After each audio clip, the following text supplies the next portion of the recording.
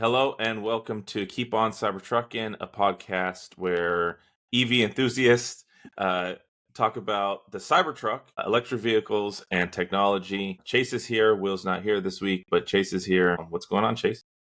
Not much, just been working. Working and babies. Working and babies. Yeah, it's a lot of work. But I will say, not working to have more babies. No, we are done. That doorway is now closed. Not officially, but it will be soon. But yeah, it's funny, just day-to-day stuff, which, I mean, for me is kind of fun because I've obviously been using the Lightning almost daily. Nice. And we got both my oldest son, there's like a toddler car seat up there, and then I've also got the clip-in infant car seat. So we're full bore on kids and Lightning. And funny enough, I don't think we even mentioned on the podcast before, but like we were debating on if there was going to be a big enough room back there for like a third person. And my wife had to climb back there one day a couple weeks ago and had plenty enough room to sit literally in the middle with kids on either side and still have plenty of leg room and all that. So even my son, we got home the other day and he's like, I really love this truck. So, there you go. He gave the stamp of approval. He really likes it. So that's good. Yeah, the back seat when you have two younger children and needing the car seats, that's always a challenge. But yeah, I would expect that the Ford Lightning would handle that fairly well. So it's good to hear that it actually does. Right. Which, I mean, it's an F-150. Like they're not doing anything brand new for the Lightning. But it's also, you know, the F-150 is like the most popular selling vehicle in America. So they've had enough chances to try to get it right. Definitely the top selling truck. I thought it was over even all other vehicles I heard recently. From what I understand, the Tesla Model Y is the number one selling vehicle just like anywhere and everywhere. I don't know. Google AI is saying in 2024, the Toyota RAV4 dethroned. So Toyota took the spot over the F-150 that prior had it by sales. But prior to 2024, yeah, it was F-150. And now it's the Toyota RAV4. But you can't trust AI. AI is it's true. You can't unless it's Grok. I played with Grok this week. Okay, what happened? What were you doing with Grok? So if you get the app, you can have access to like the other versions of Grok. Like one's like a personal assistant, one's like a therapist, one's not a doctor. I didn't know that. And then you have like Unhinged, which they just talk shit, and then one is like one that will just argue with you, and then there's like I guess a sexy one that's 18 and up that will just like try to like schmooze you. It's wild, but okay, you need to go get your phone, and we need to test this out just for kicks and giggles. This sounds hilarious. I thought about like getting into an argument with someone online and like only giving them the prompts back and see how far it would go. But what was funny is that sexy is things. Argumentative, motivation, which is really fun. I was asking I think the sexy one after like a couple prompts. I don't know, like generate an image of what you look like and I'll send it to you. But you were having real fun with the sexy one. Because I was like, all right, how far did they really go with this? Because I was just curious. Like, okay, let's see. Sure you were. And that's hilarious. It's okay, Chase. You could just confess to us that you're in a relationship with the sexy Grok, okay? I am in a healthy marriage right now. We won't tell your wife. It's okay. I doubt she's listening to us. And it's nothing that she wouldn't laugh at too either. Yeah, I'll send you the picture in the chat. But I was like, all right, generate what you look like. And I was thinking that, okay, are they really like just going to do like straight up AI porn? And boy, was I wrong. What? Can I put this up? Yeah, you put this up. Okay, so I know we're not talking right now about anything electric vehicles. But it does have to do with the Cybertruck. Technology, and does have to do. Okay, you're right. This does pertain to the Cybertruck. So, quick recap: Chase is talking about the Grok app that has different AI, modes, personalities. Yeah, I guess. And there's a sexy one. He was having some fun with the sexy one. Interpret that however you want. You're short. And he asked the sexy Grok to generate an image of themselves. And this is what came up. Number one, it's not just one image, it's 4 images. And it's 4 images of 4 different males Texting in front of a Cybertruck. sitting in front of a Cybertruck. This guy over here has his like coffee or something just floating. This Cybertruck, JerryRig did something to that one. And so that, I like your response. That looks like a man, not a woman. Jeez. Okay. And all right. It's funny because it generated another image after that. It was basically the same thing of women, like 4 different women, but in front of the Ford Lightning that time, which I thought was weird. How, because obviously it's connected to your X account, so it was pulling all of your data. Okay, so to influence it. Apparently, only men like the Cybertruck, and women, if they're going to be posing in front of a truck, it's going to be a Lightning. So I think that we have that straight, now we know. So before we move on to any other news, I think the biggest news for this podcast is the fact that our loyal listener, Hugo, has finally taken delivery of Cybertruck. Oh, awesome. And I'm really excited for him, really happy for him. I know he's talked about it for quite some time. He was waiting for the right moment and has finally taken delivery. So congratulations to Hugo. Nice. I know somewhere in this software I have clapping, but I think that moment's passed. So I'm just going to let it go. But we're clapping for you. We're very happy for you, Hugo. I would love to hear more about the things that you love about it, things that you don't love about it. So by all means, throughout the podcast, go ahead and go into the chat and go ahead and leave us your, first impressions. He did say he loves it. It's incredible. And he's so happy with this purchase. So really happy for you, Hugo. Congratulations again. Sorry about that. Awesome. Moving on. Speaking about Cybertruck and Hugo having a Cybertruck, one thing that was kind of in the news is that, and I want to pull it up here, is Sawyer. You guys all know I like to creep on Sawyer's X account. He's stating that the Cybertruck's next FSD update will add start FSD from park and improve controller. I think that's really cool. Mm-hmm. The from park, because then you literally could just get in your car, put your seatbelt on, and just enter a destination and just like let's go. Yeah. You don't need to go into reverse. You don't need to pull forward. You don't need to do any of that. So that's really cool. I love the fact that, as always, a lot of cars are doing over-the-air updates, but Tesla's the king when it comes to that, and they just continuously just keep pumping out. What did we talk about last week? The adaptive headlights, and now another update to full self-driving. I mentioned to everybody now that I don't have my Cybertruck and I'm still shopping around, but that I miss the full self-driving way more than I ever thought I was going to.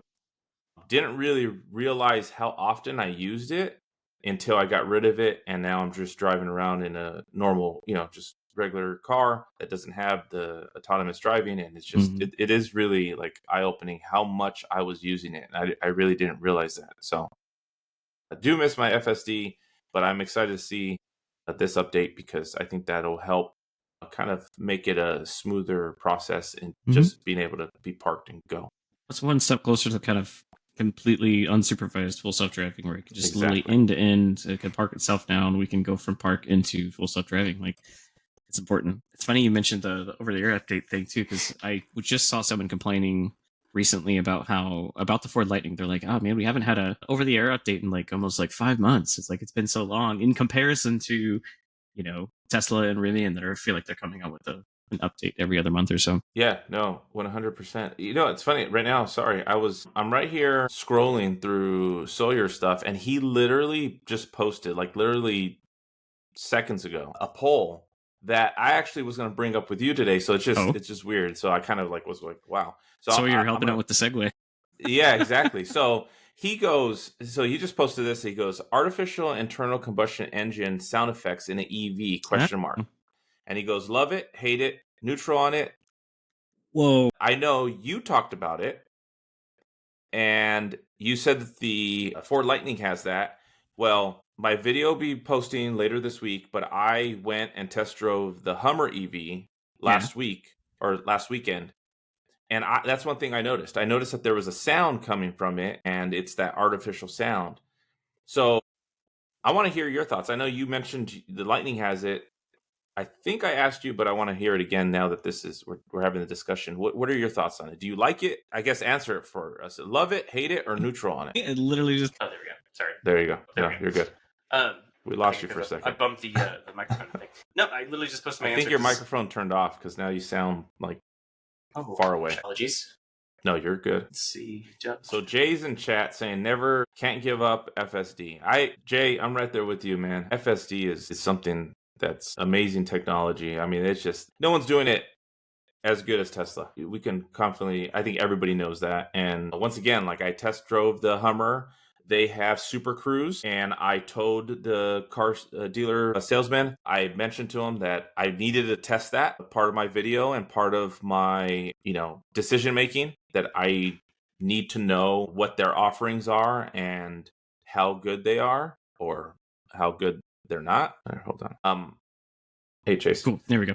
Yeah, you're good. So, with the Super Cruise on the Hummer, I will say this, and I mentioned it in my video.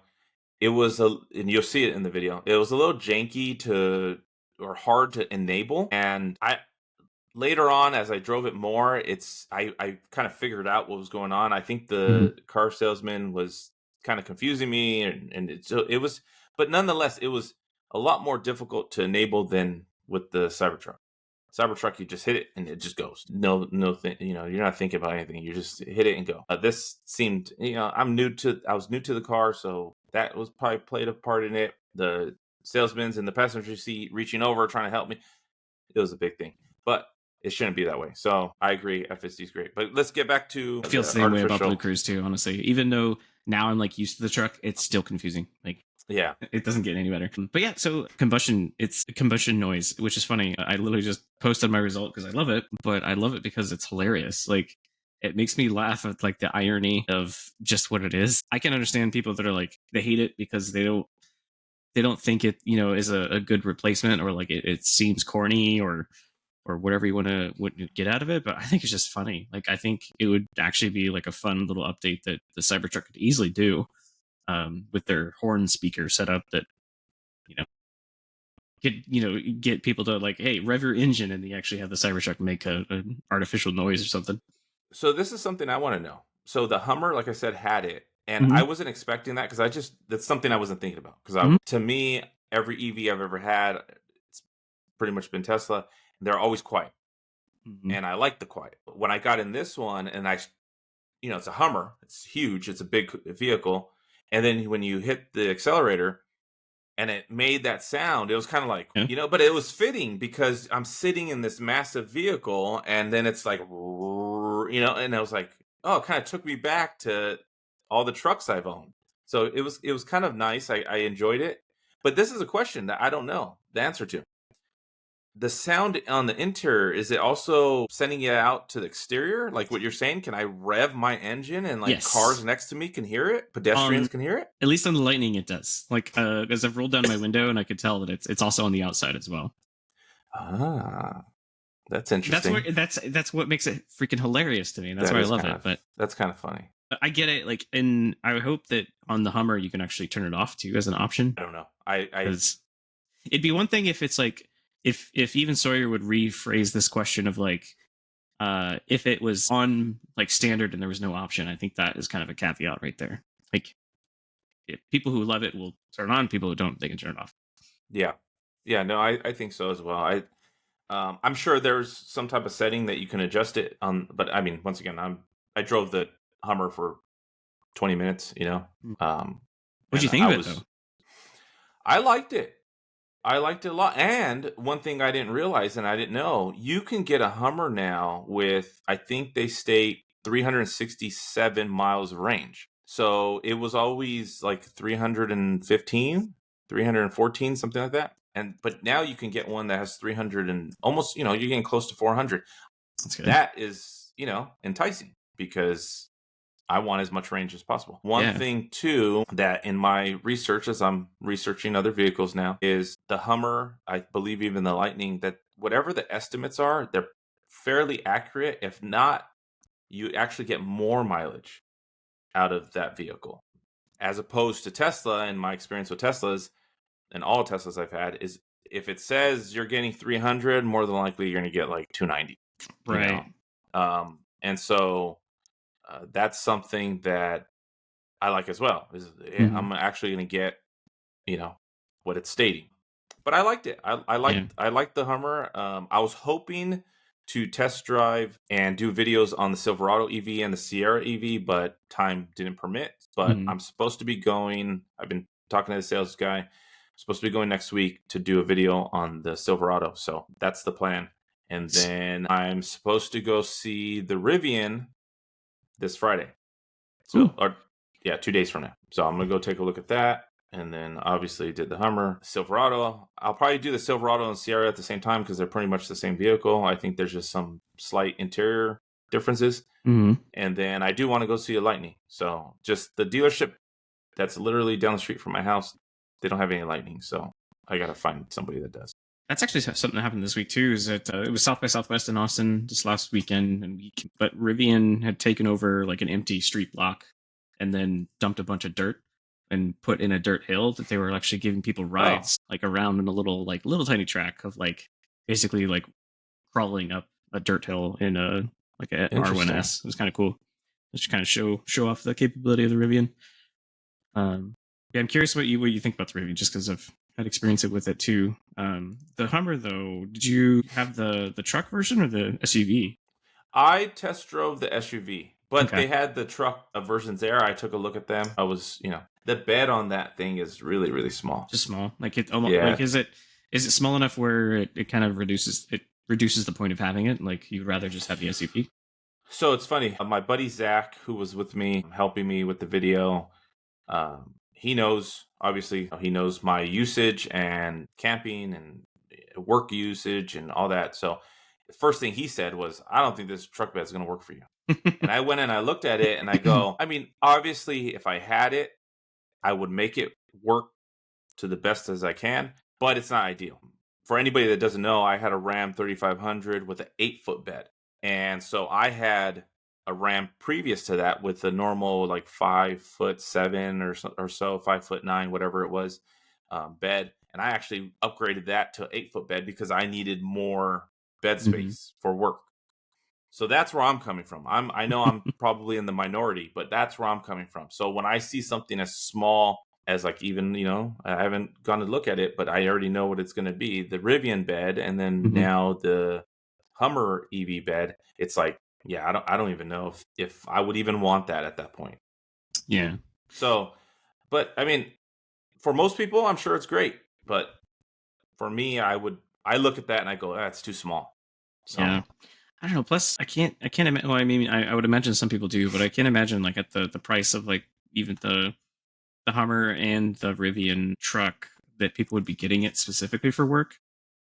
I feel like it's kind of priced out of the work truck range, but then again, I know some people might be looking at it as like a tax write off of like hire the vehicle, and it's an EV, it's over 6,000 pounds, and all the yada yada. I don't But think either one of those vehicles were made for work truck purposes. Their demographic is definitely not, in my personal opinion. I don't think it's that. I think if you want a work truck but an EV, then you're going to be looking at the Lightning. You're going to be Mhm. looking at the Silverado. They even have a Silverado work truck variant. So that's probably where you're leaning. I thought the Cybertruck worked very well as a work truck. And that's impressive that you came from an 8 foot bed down to a Cybertruck and it still worked out. It worked, but it didn't always work. Mhm. There was multiple times where I would sit there and I go, okay, hey, I need to throw something in the back of the truck and take it somewhere. And it was like, whatever I was putting back there was just too long. It was too Yeah. big. And the stuff I would put in the bed of my truck weighs, 1,000, 2,000 pounds. Hmm. So I'm not going to leave the tailgate down and strap it and do all that. And I could, but I don't want to Yeah. because, I don't need 1,500 pounds falling off the bed of the truck and going into the freeway. Like, I don't Right. need that. So that's where I liked having the 8-foot bed. I could there was never a time where I couldn't fit something in the 8-foot bed. Hmm. I'd almost put So money down that you're probably going to end up with either the Denali or the Silverado at the end of the day, only because of the bed and the fact that you can lay down the back wall. It's a huge factor. I think it would work out for you. we're going to find out. And it might, because of price, it might be the Silverado, if I had to guess. I saw them. I saw them on the lot. I touched them. Okay. I admired them from arm's length, but I haven't driven one. So I'm really excited to drive one. I want to drive one. And I'm really excited. Like we talked about the Ram Charger. I'm excited about that, but that's later this year. I could tell you right now, if the Silverado EV Trail Boss was out right now, I think I'd already have it in my driveway or in my garage. Oh, that's right. You were talking about that. But it's not out yet. So they're stating summer 2025, but don't know yet. So we'll see. Time will tell. So Hugo, before we move on, in chat says some of the favorite things about the truck are the looks, the power, interior comfort, the light bar in the front, and tail lights. Ease of driving and the attention you get is awesome. Maybe a little too much. Yeah, all things, you know, the power of the Cybertruck is amazing. The interior comfort is really nice. Yeah, the light bar kind of looks cool. You always know Cybertruck when you see it driving down the road, just from the light bar. Yeah, the ease of driving with steer-by-wire. That's what I want to know, Hugo. How do you like steer-by-wire? I already know what you're going to say, but kind of let me know what you think about that. So, and speaking about steer-by-wire, something that in my video and test drive of the Hummer, I state and I tell the salesman that obviously it doesn't have steer-by-wire. I wasn't expecting it to have steer-by-wire. I know no other vehicle is going to have steer-by-wire, but you know, the hand over hand turning, you know, it's you know, getting used to that again. But some really exciting news that I found today was Lexus is introducing their new all-electric RZ EV. And if you notice, the first thing that Sawyer put on there is steer-by-wire. So that is something that's very exciting for me, because not that I'm going to buy this car, but it's just the fact that other manufacturers are jumping on board, realizing the value of steer-by-wire and actually putting it in their vehicles. 100%. So I think this is huge. I really, really do feel like this is huge news. This is something that I really do believe in 10 years, almost all vehicles are going to have steer-by-wire. It's that amazing in my personal opinion. It's impressive, the 22 kilowatt AC onboard charger. That's big. That's probably where they improve the charging time from. But yeah, it's great. Yeah, especially the steer-by-wire. I think we all were kind of anticipating it last year. Like, this needs to be the future, like, whether we force it or not. Like, steer-by-wire is such a better way to drive, and a more responsive, and honestly a safer way to drive. Because if you have that capability, the power, the responsiveness, you, as long as you're paying attention to the road, have the ability to, you know, better yourself in the worst case scenario. The only negative I will say about steer-by-wire, and this is a stupid negative, I understand that, so I'm stating that right here, right now, is times where I'm driving and I'll use my leg to steer because I'm grabbing something or, you know, reaching over for something or whatever, right? Steer-by-wire is so sensitive that any little movement in my leg, you start veering off into the lanes, you know? So that is the dumbest thing to say about it, because I love it. And so I want it in any car I get. But that I will say that there was times where I'm like, oh, this damn steer-by-wire, you know, it's like, I can't drive with my leg. So it's a stupid thing. I know. Go ahead and beat me up. I don't know. I thought the Cybertruck was like smooth enough and like balanced enough. You could just take your hands off the wheel for a second. You could, and maybe, you know, I don't know. I'm just staying. Because I did attempt that, like you said, once before. I'm like, yeah, this is not going to work. Hugo states, the ease of turning, changing lanes, responsiveness because of the steer-by-wire is insane. I couldn't go back to a regular car. That's what I say all the time. I tell people all the time, once you drive this car and you just drive it for 30 minutes, that steer-by-wire, it may feel weird at first, but once you're using it on the regular, it's really like, I don't want to go back to a regular steering, you know, system. It's just feels like a superpower almost. Yeah, it's pretty crazy. So yeah, I like the fact that Lexus is doing that. They're adding steer-by-wire in their upcoming all-electric RZ EV, so that's cool. It's going to give, you know, there's a lot going on with Tesla and Elon and all that type of stuff where people sit there and say, I want electric, but I don't want a Tesla for various reasons. And it's good to see that steer-by-wire, one of the big features on the Cybertruck, is going to another manufacturer, to where if someone says, hey, I love Lexus and I want to buy a Lexus, and so they get that feature, in their future vehicle. So that's pretty cool.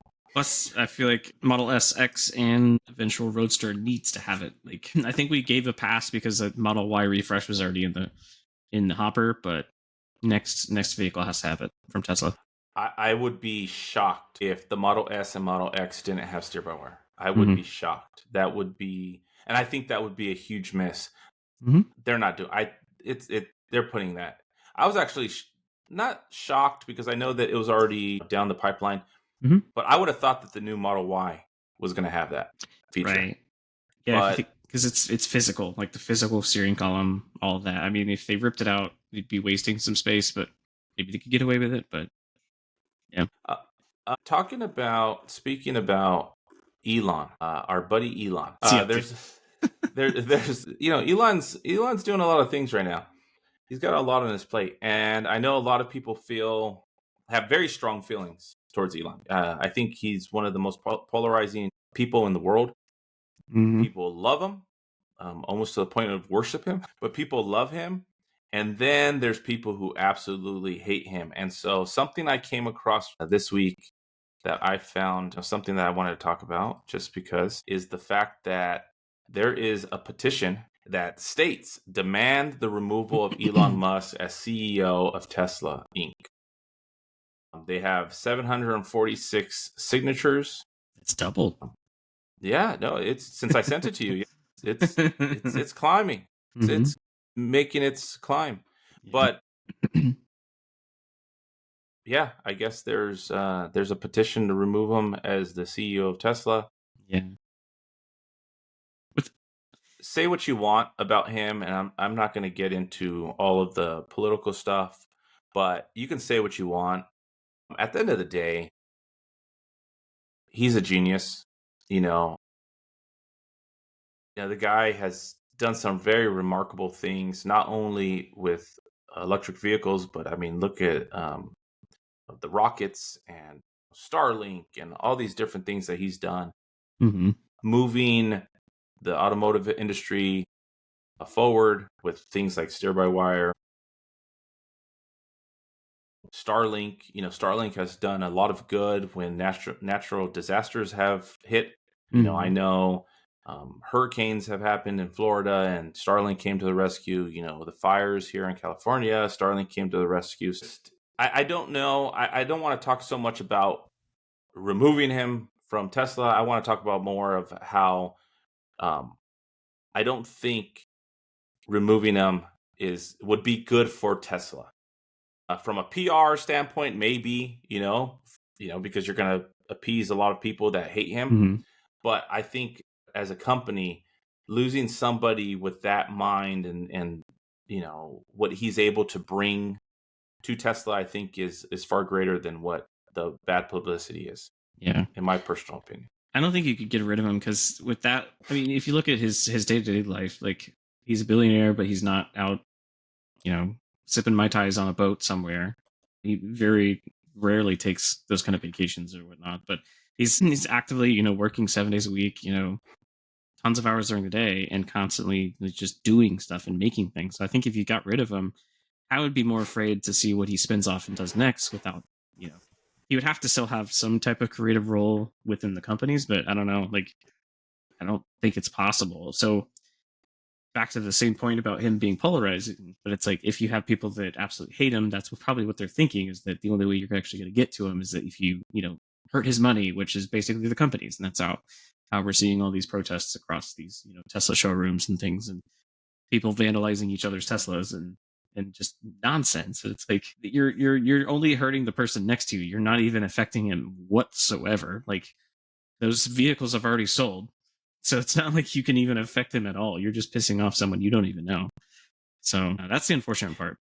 And going to that, I mean, you're hurting somebody that you don't even know, but you're also hurting somebody that may, I mean, quite frankly, may align with you.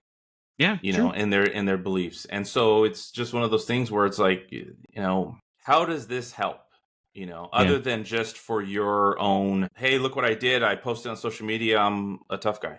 You know, Mm, I don't understand. But I find that interesting that there's a petition, actual petition out there, and you yeah. know, they're getting signatures, and that's fine. But I just don't think losing Elon as the CEO of Tesla would help Tesla in any way. I know their stock has been falling all week, Just bounce back, but actually. today was a better day. Yes. And it bounced back off of technical reasons, which is just showing that there's more health to the stock. Like I think it was a little overinflated, and we needed some consolidation. So it's I think that's kind of what the thing is that even the haters are saying like, oh, I've seen people even print out versions of like a 3 month view of the stock and how it's kind of fallen since then. They're trying to use that as like, oh, look, their stock is tanking. We're doing something. It's like if you understand how the stock market works, like that's normal, and it's Mm-hmm. going to rebound and it's going to keep on going. Like it's not what they think. And it's just kind of I don't want to use the word FUD, but because that's the whole thing. But I feel like it is a little bit of fuddy. Um, and I agree. I think he's really polarizing, and it's not surprising that this is all happening because he is now working with the Trump administration, and Trump is also arguably one of the most polarizing persons on the planet. Now you have the second most. Now they're working together. Yeah. I think that's Yeah. it's just a recipe for this to happen. I think, like I said, I think the most unfortunate thing is that normal people that are spending their hard-earned money on a vehicle that they like Yeah. are getting next to just absolute assholes that they're, so upset with their own lives that they have to lash out at other people because they hate someone else. It doesn't make any sense. Yeah, it's very unfortunate, but yeah, Mm. you said it best. It's a bunch of people that are just very unhappy, in my personal opinion, and they're Yeah. just. I mean, I'm fine if you have a belief that's different than someone else. I'm Totally. fine with that. I'm totally fine with that. I mean, for instance, and this isn't something really dumb, but it just I like eggnog. Okay, I know this is way Traitor. off the track. This is all off track. I have a buddy that doesn't. We disagree. And that's okay, you know, and I Mm. know that's very juvenile, but when you talk about politics and beliefs and all these other things, Mm-hmm. it's okay to have different beliefs. I really believe that. It's okay. But the second you go and you're vandalizing or Yeah. you're doing things to purposely hurt people, physically hurt people or physically hurt somebody's possessions, that's where I draw the Yeah. line. I go, you can't be doing that. You can't be Totally doing agreed. that. So, Because I feel like people get stuck in their silos. They're just stuck online, which is even worse. But like stuck in those silos where they hear that, oh, you voted for this person or that person, and it's like, oh, I don't want to even be associated with you because you're the problem. You're literally this and that. And it's like, if you're going to silo yourself into these bubbles, then that's where those kind of ideas fester. And then now, like storming the Capitol or go firebomb, Tesla sounds like a great idea because you feel vilified. But it's like, no, that's literally insane. yes, Just yes, it is. talk to people like normal, and then maybe learn some things. Like I've got friends on both sides of the political spectrum that I Of love listening course. to because their politics are different, their also worldviews are a little shifted and a little different. That totally makes sense. Like everyone has different views, different upbringings, and you can always learn something from everybody. 100%. Well said. When are you running for office? No, that But speaking of that, I mean, just real quick, Trump actually, well, let's get segue. was in support of Elon and I didn't even Tesla. meant to do Uh, that's why you're good. that. Decided to have a public showroom on the lawn of the White House Look at that! where Look at that title of this article, though. Like how leaning is that title, though? you know, so that's the reason why I chose this article to Mm-hmm. put it up here, because that's, the phrase fake news came out years ago, Mm-hmm. and Trump was the one who started using it. I remember at the time a lot of people were like, fake news, what are you talking about, fake news? A lot of outlets are very biased. They're very biased. They are paid, typically they are paid by one side to put out negativity against the other side, and it goes both ways. Mm-hmm. So there's everybody's kind of at fault, right? But I saw this and I saw the title, and I went, okay, this is the one I got to use. But but Trump did apparently purchase a Tesla today, where Elon brought in all models, and Trump was able to look at them and view them and sit in them and decided to purchase one. And apparently, from what I've read, not in this article, but I think in other ones, that he's going to just leave it at the White House and employees can use it to do whatever they need to do. Gonna rinse it on Turo. I'm waiting for it. Yeah, there you go. But no. I was just thinking, because the perfect rebuttal to this and why that was such a leaning title and kind of the way to spin that article is, if you look at the top 10 vehicles in the United States, how many recalls are up against those? Like there's easily seven to 10 recalls for every single vehicle. So it's like, okay, 37. All right, 3 times as many, but it's not unheard of to have even more than that on some of these vehicles, depending on the year that you look at it too. So I don't know. It's just a disingenuous of way to like spin an article to try to say, oh, it has all these recalls, like that must be bad. And it's like, oh, look how expensive it is. It's like you're finding the worst possible way to like spin the facts of what happened. But we would do a disservice if we didn't bring up the fact that, like, I feel like this is also kind of one of those times where Elon is definitely getting revenge in a way, because being snubbed by the Biden administration for the whole EV summit that they weren't even invited to. Like, trying to talk about American-made EVs, and then literally Tesla wasn't even there, and like Biden came out in a what was it? I think the Jeep. Jeep, yep. 4xe, and it's like, that was the one you wanted to talk about. Like, you have literally like the Model Y, like the best-selling vehicle in America, and you're not even going to acknowledge it. Like, I think that's what we're starting to see here. Is just like he's getting his personal dig back at the people that snubbed him before.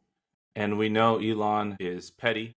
Oh yeah, that's exactly what it is. So he's definitely going to get back. But talking about fake news and people in your pockets, let's go ahead and talk about our good friend JerryRig. So I'm sure everybody knows who JerryRig is. His YouTube channel is extremely popular, so congratulations to him. He put out a video this week where he essentially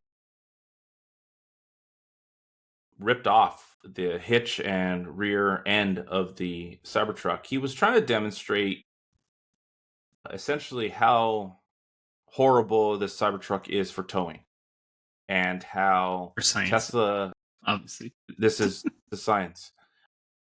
He wanted to show how the Cybertruck is rated for 11,000 pound towing.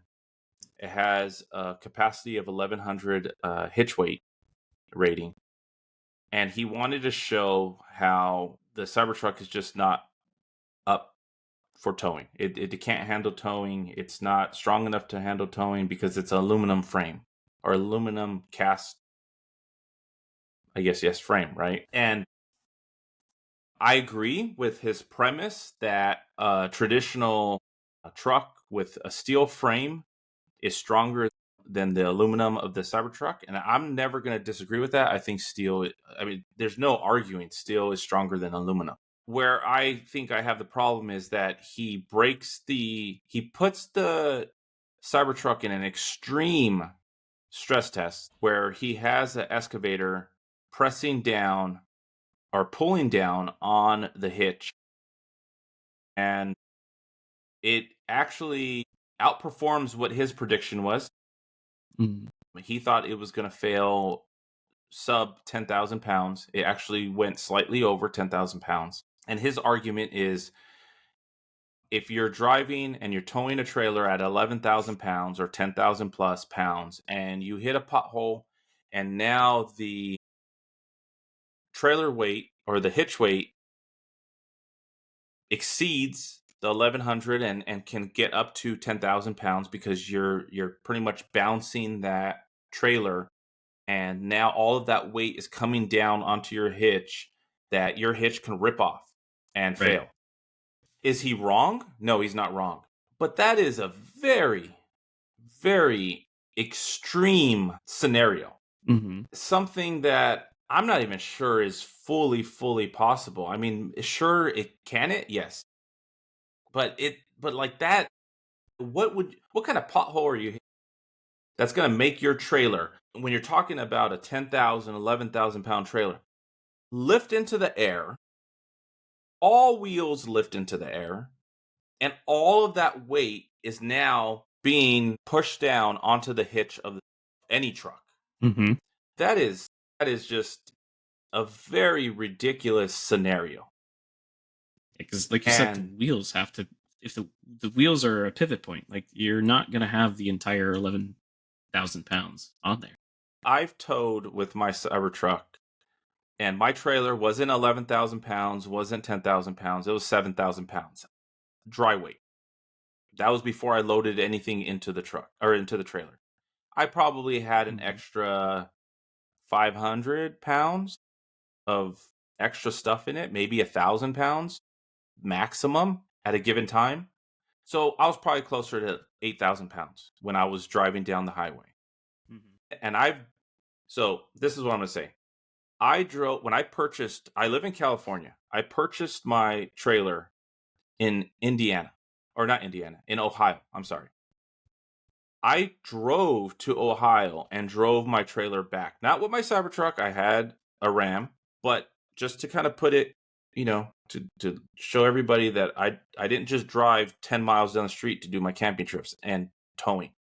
I drove from Ohio back to Southern California with that trailer.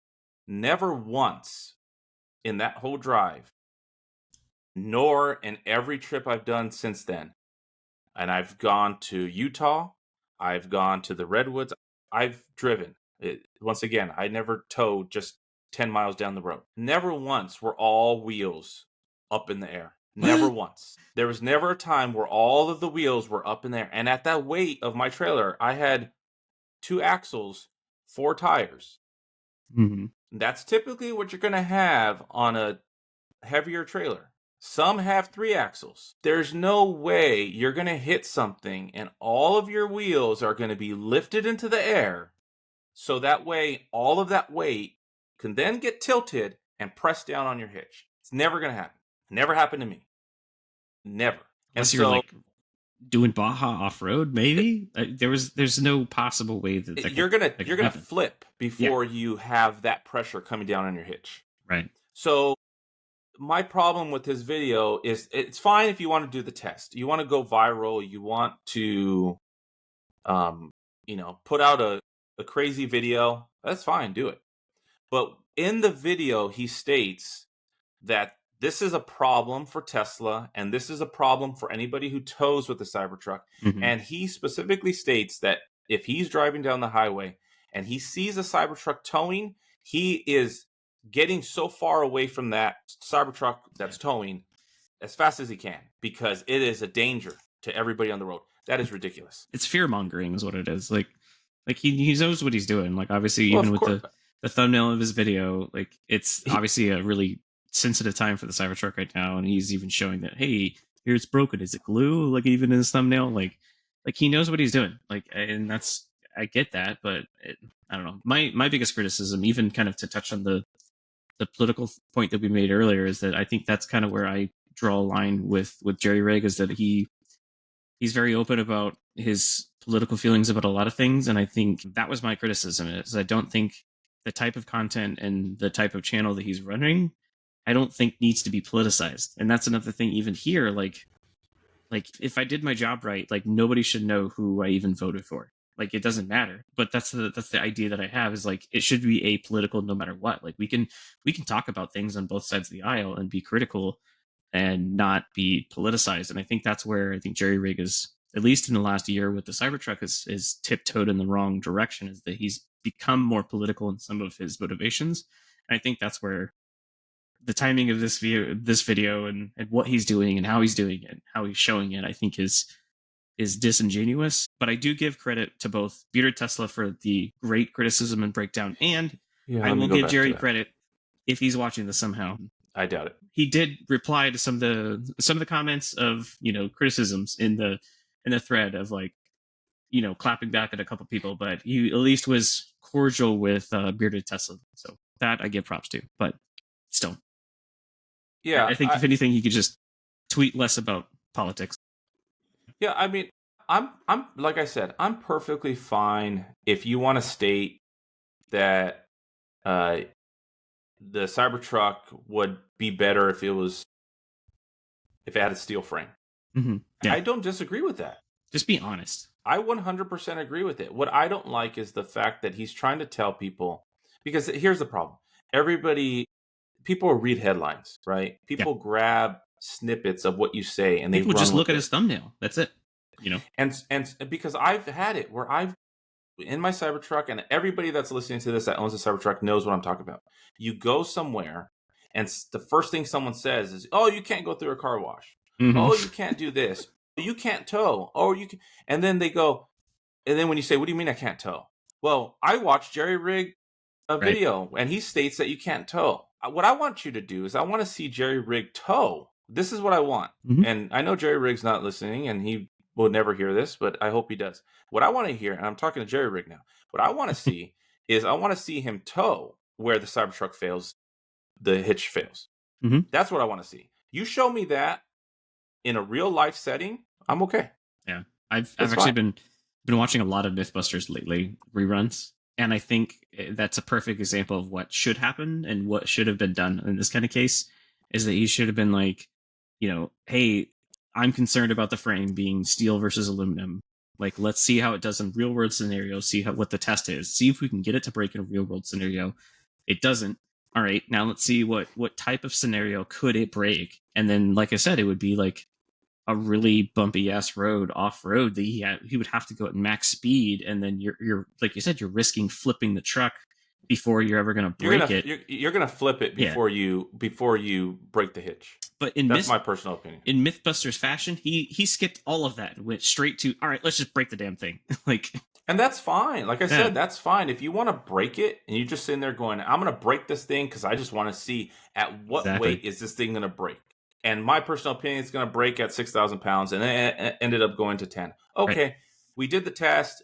It's fun.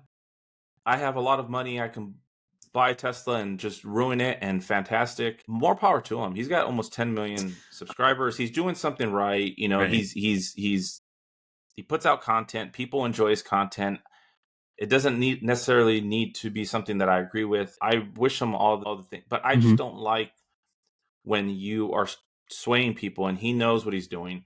He's swaying people when he states this thing can't tow. It's a danger to everyone on the road. Yes, in the scenario that he's presenting, yes, it is a danger to the road, but it's not. It's never going to happen. That's the problem. It's never going to. He knows it's never going to. It's never going to happen. He knows that.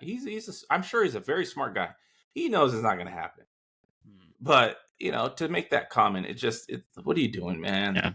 Like at the end of the day, I look at it and I go, I know people are in his pockets. I know that. And hey, I wish those people were putting that amount of money in my pockets. But at the end of the day, he's smarter than that. And so do your test, make fun of Tesla, make fun of the Cybertruck. That's fine. But don't say that this is a danger to people on the road. That's just dumb. That's just dumb. The clicks are not worth it, because what those do is it just kind of puts fuel in the people that are then now going and vandalizing and assaulting people in Cybertrucks.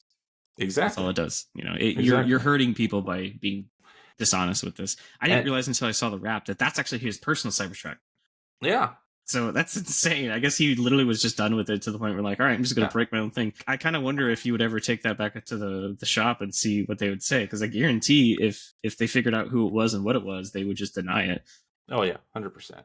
Yeah, take it back to Tesla and say, "Hey, I want you to buy this back because it failed on me. I was towing, and look what happened." Like I said, I wish him. I mean, he's doing well. He doesn't need my wishes, and he doesn't need my support or anything like that. But I just shout out to Bearded Tesla though, because that was a great breakdown. Yeah, it was a great breakdown. He went into depth of everything towing, which I can appreciate. Oh, here you go. Look, let me pull that. We keep pulling it up, but here, look right here. See what he's showing right here. This is going to happen right here. The sway, and then what would be the eventual topple over of the trailer will happen way before any kind of failure. All of the trailer weight hits the tongue of the trailer and puts every ounce of weight from that trailer onto the hitch to make it snap and break off. And then this is what I'm going to say too. something that I don't think I read through all of Bearded Tesla's thing. I don't think he mentioned it. Maybe he did, and I'm forgetting right now because I'm losing it. But one thing that I will say, this once again, this is why my channel only has 3,000 subscribers and he's got 10 million, because I just speak the truth and I try to be helpful as opposed to being viral. But this is what I would say to anybody that wants to tow with any vehicle, is never exceed the 80% of what the max tow capacity is stated from the manufacturer. So if they tell you it's a 10,000 max towing, don't ever tow anything over 8,000 pounds. Hence why I had 11,000 pound capacity for the Cybertruck, and I was towing 7,000 to 8,000 pounds, because that is, you're being safe. And I know a lot of people that they go, oh, I have a 20,000 pound capacity on my truck. And how much does your trailer weigh? 20,000 pounds. You don't do that. That's stupid.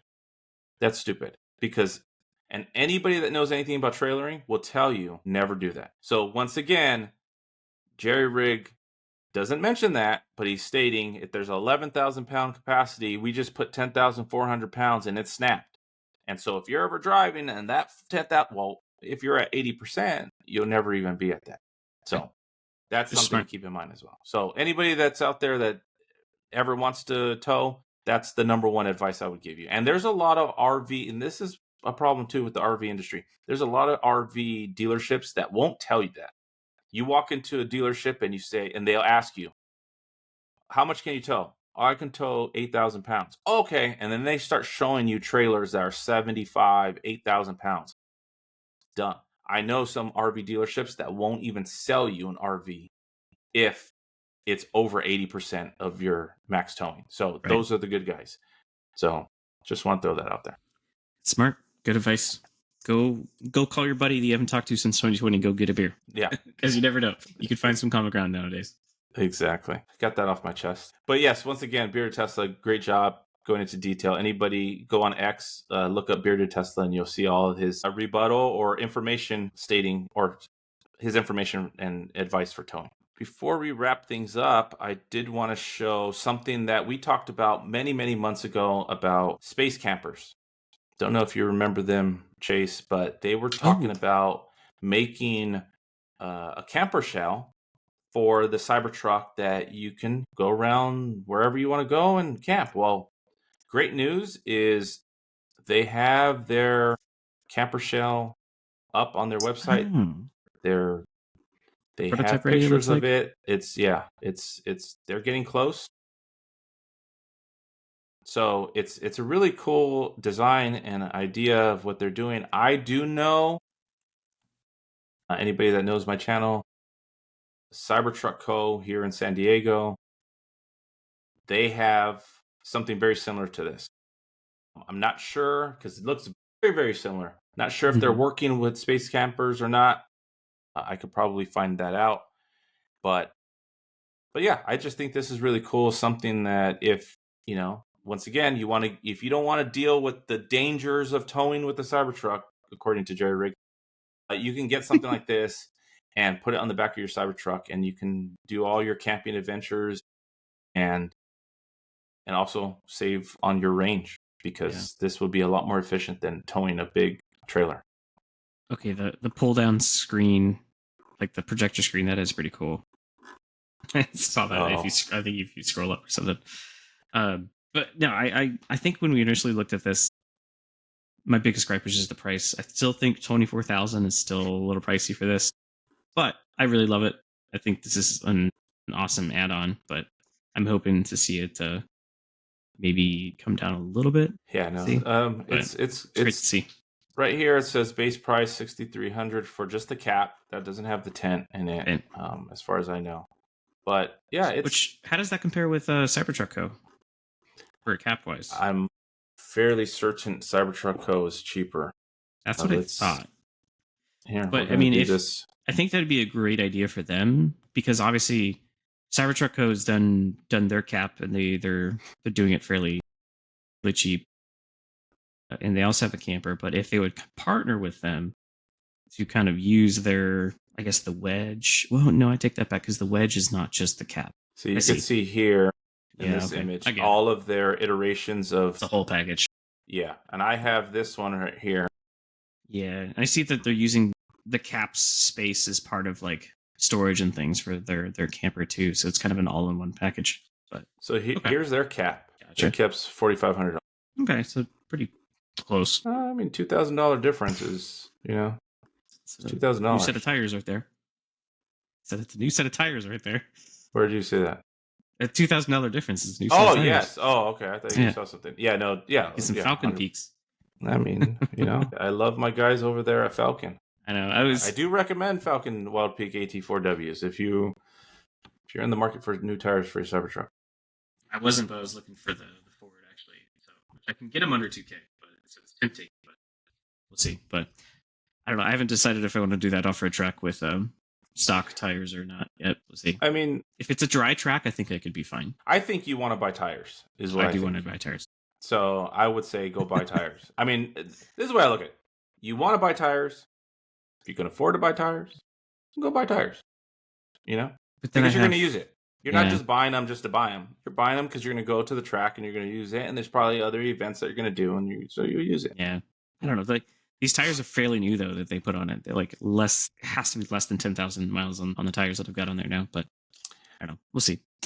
I think I've asked you this before, but what's the range on the Lightning? Like 310.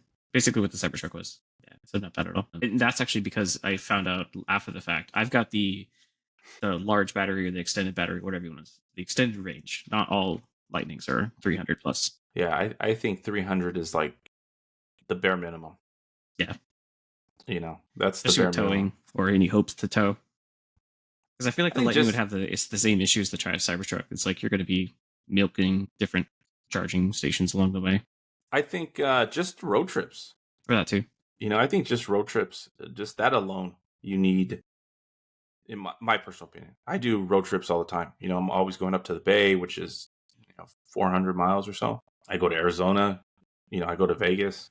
And so, I anything less than 300, I'm like, so, 400, now we're talking. And then anything over that, I think is just beautiful. That's cool. But I did find out, well, as it was, after looking at tires, I realized that, the Lightning is basically just a 2022 series F-150. So anything goes as far as like aftermarket parts there. Which is kind of cool because it opens up a lot of possibilities that I could even put a lift kit or a level kit on it. I put a level kit on my old F-150 if I wanted to get larger tires than just the ones on there. So some interesting stuff, but also something I didn't also realize until recently is that it's the only version of the F-150 right now with independent suspension in the rear because of the EV. Really? Interesting. It's because you're fancy. You got the fancy one. Mm-hmm. So that it makes me more excited to see what it can do off road, actually, because I kind of written it off compared to the Cybertruck for a while. I think you need to go try it out for podcast purposes. Go do some donuts. Yeah, you go viral again. I won't jump it. I would want to put I don't know. I would want Fox suspension or Raptor suspension on it before I would jump it. Which I've seen people do actually on the Lightning. There was actually a dealership here in Austin that custom made a Lightning with Raptor suspension, but they had to cut it and do something very custom to get it to fit. So it is possible, but at that point you might as well just get like you said, the Switchback or even the EV Silverado, the Trail Boss. So that kind of stuff has me excited. Yeah, the Trail Boss, man. Well, when I was at the dealership, because it's GMC Chevrolet, I asked them, and the salesman, he didn't know. He didn't know when it was coming out. The two Ford places I went to, they never even heard about the Switchback. Oh, really? Yeah. Yeah, that's a ways away. What happens. But that's all I have, Chase. So, as always, we appreciate everybody that was in chat. Hugo, Jay, Bill, Henry. Big congratulations once again to Hugo for taking delivery of his Cybertruck. Super excited for him. I know he's loving it, as he stated. And so really excited to see, how things transpire for him in the coming months and weeks as he gets acclimated to it. But I know he's loving it so far, and I'm sure he's going to love it. Go take it off-road. You got to test it off-road mode at least once. Hugo, you got to go off-road. Chase says. Put it in Baja and then put more power to the rear and just start flooring it. See what happens. Yeah.